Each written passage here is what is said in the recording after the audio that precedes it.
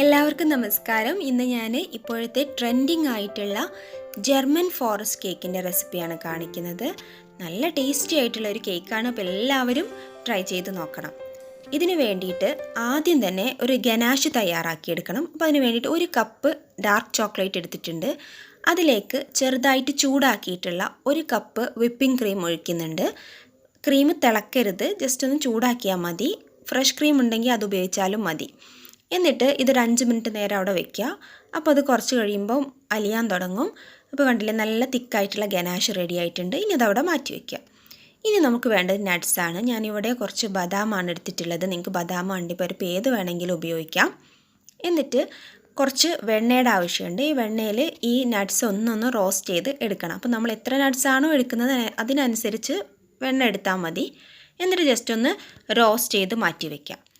ഇതാണ് രണ്ടാമതായിട്ട് ഇതിന് ആവശ്യമായിട്ടുള്ളത്. അപ്പോൾ അതും റെഡിയായി കഴിഞ്ഞു. ഇനി വേണ്ടത് ക്രീമാണ്, വിപ്പിംഗ് ക്രീമാണ്. അപ്പോൾ വിപ്പിംഗ് ക്രീം ഇവിടെ എടുത്തിട്ടുള്ളത് ഞാൻ ഒരു കപ്പ് വിപ്പിംഗ് ക്രീം എടുക്കുന്നുണ്ട്. അതിലേക്ക് 1 ടീസ്പൂൺ വാനില എസൻസ് ഒഴിക്കുന്നുണ്ട്. 3 ടേബിൾ സ്പൂൺ പഞ്ചസാര. പഞ്ചസാര നിങ്ങൾക്ക് മധുരം എത്രയാണോ വേണ്ടത് അതിനനുസരിച്ച് എടുത്താൽ മതി. എന്നിട്ടിത് നല്ല സ്റ്റിഫായി കിട്ടുന്നവരെ നന്നായിട്ടൊന്ന് ബീറ്റ് ചെയ്തെടുക്കുക. ലോ സ്പീഡിൽ തുടങ്ങിയാൽ മതി. എന്നിട്ട് നല്ല പതുക്കെ സ്പീഡ് കൂട്ടി നല്ല സ്റ്റിഫ് പീക്ക് ആവുന്നത് വരെ നമ്മൾ ബീറ്റ് ചെയ്ത് വെക്കാം. അപ്പോൾ ഇവിടെ ക്രീമും റെഡിയായി കഴിഞ്ഞു. ഇനി അടുത്തത് ഇതിന് വേണ്ടത് എന്തായിരിക്കും? ചോക്ലേറ്റ് കേക്കാണ്. അപ്പോൾ ഒരു സ്പഞ്ച് കേക്ക് നമ്മൾ തയ്യാറാക്കി വെക്കണം. ഒരു ചോക്ലേറ്റ് സ്പഞ്ച് കേക്കിൻ്റെ റെസിപ്പി ഞാൻ ഇതിന് മുമ്പേ അപ്ലോഡ് ചെയ്തിട്ടുണ്ട്. അപ്പോൾ കാണാത്തവരുണ്ടെങ്കിൽ ഞാനിതിൽ ലിങ്ക് കൊടുക്കാം. അപ്പോൾ നിങ്ങൾക്കത് കാണാം.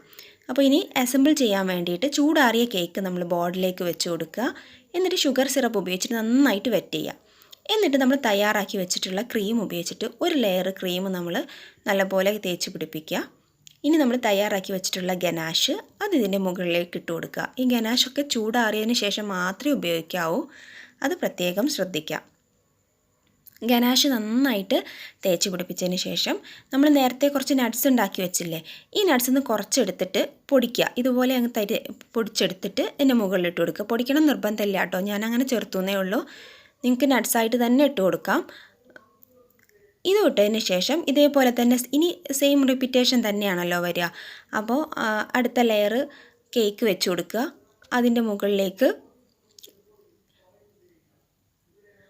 മുകളിലേക്ക് ക്രീം ആക്കിയതിന് ശേഷം ആ ക്രീം നന്നായിട്ട് തേച്ച് പിടിപ്പിച്ച് മുകളിൽ നേരത്തെ ചെയ്തതുപോലെ തന്നെ ഒരു ലെയറും കൂടെ ഗനാഷ് കൊടുക്കുക. ഈ ഗനാഷ് നന്നായിട്ടൊന്ന് തേച്ച് പിടിപ്പിക്കുക. അതിന് മുകളിലേക്ക് നമ്മൾ നേരത്തെ ചെയ്ത പോലെ നട്ട്സ് ഇട്ട് കൊടുക്കുക.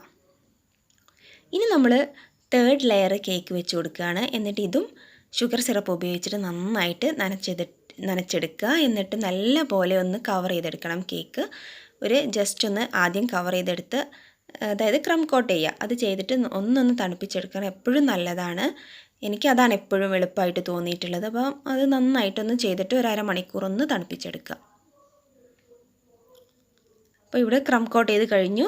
ഇനി ഇത് തണുപ്പിച്ചെടുക്കുകയാണ്. തണുപ്പിച്ചെടുത്തതിന് ശേഷമുള്ള കേക്കാണ് ഈ കാണുന്നത്. അതിന് മുകളിലേക്ക് നമ്മൾ തിക്കായിട്ടുള്ള ഒരു ലെയർ ക്രീം കൊടുക്കുക. എന്നിട്ട് നല്ലപോലെ എല്ലാ സൈഡിലും എത്തുന്ന രീതിയിൽ നമ്മൾ റെഡിയാക്കി എടുക്കുക.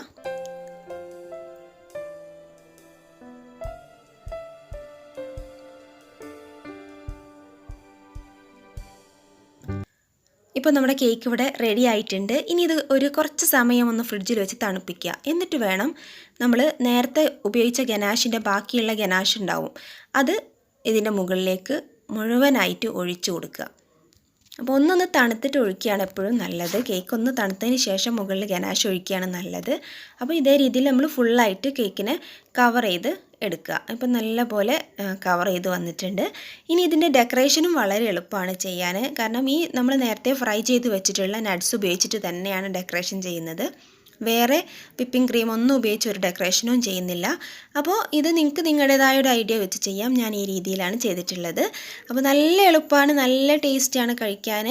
അപ്പോൾ ഒരു അടിപൊളി കേക്കാണ്. എല്ലാവരും ട്രൈ ചെയ്ത് നോക്കണം. ഇഷ്ടപ്പെട്ടാൽ മറക്കാതെ ലൈക്ക് ചെയ്യുക, ഷെയർ ചെയ്യുക, എൻ്റെ ചാനലൊന്ന് സബ്സ്ക്രൈബ് ചെയ്യുക. Thank you.